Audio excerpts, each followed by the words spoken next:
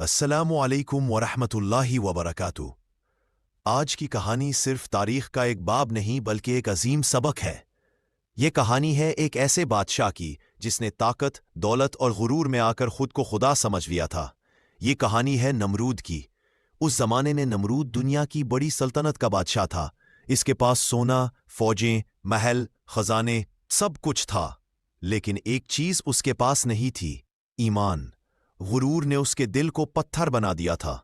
ایک دن اس نے اپنی قوم سے کہا، میں ہی تمہارا رب ہوں، میں ہی زندگی دیتا ہوں اور میں ہی موت دیتا ہوں۔ لوگ ڈرتے تھے، مگر دل کی گہرائی میں وہ جانتے تھے کہ اصل رب کوئی اور ہے۔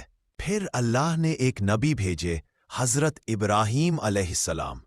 انہوں نے نمرود کو پیغام دیا، اللہ ایک ہے، وہی آسمان اور زمین کا مالک ہے، وہی رب ہے اور اسی کی عبادت کرو۔ نمرود ہنس پڑا اور بولا، میں بھی زندگی دیتا ہوں اور میں موت دیتا ہوں۔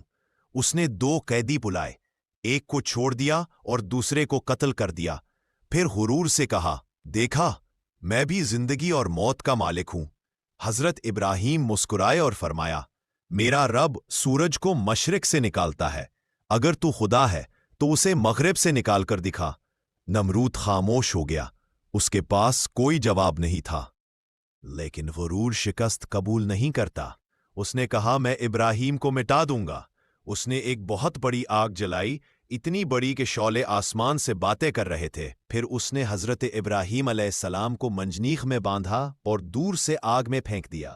لوگوں نے کہا، اب سب ختم، لیکن اس لمحے اللہ نے حکم دیا، اے آگ ابراہیم پر ٹھنڈی اور سلامتی والی ہو جا۔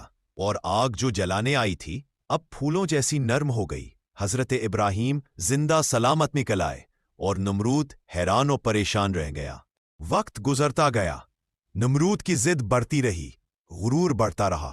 آخر کار اللہ کا فیصلہ آ پہنچا۔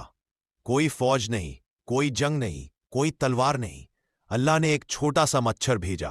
وہ مچھر نمرود کی ناک میں داخل ہوا اور اس کے دماغ تک پہنچ گیا۔ اب وہ درد سے چیختا تھا، کبھی اپنا سر دیواروں سے مارتا، کبھی سپاہیوں سے چیختا، میرے سر پر زور سے مارو، شاید درد کم ہو جائے۔ لیکن وہ چھوٹا سا مچھر اس بڑے بادشاہ کو موت تک لے گیا، اور یوں دنیا کا سب سے مغرور بادشاہ ایک چھوٹی مخلوق سے ہار گیا۔ غرور طاقت نہیں، نابودی ہے۔ جو اللہ کے مقابلے میں آئے وہ ہمیشہ رسوا ہوتا ہے۔ اور یاد رکھے، اللہ کی سب سے چھوٹی مخلوق بھی دنیا کے بڑے سے بڑے انسان کو جھکا سکتی ہے۔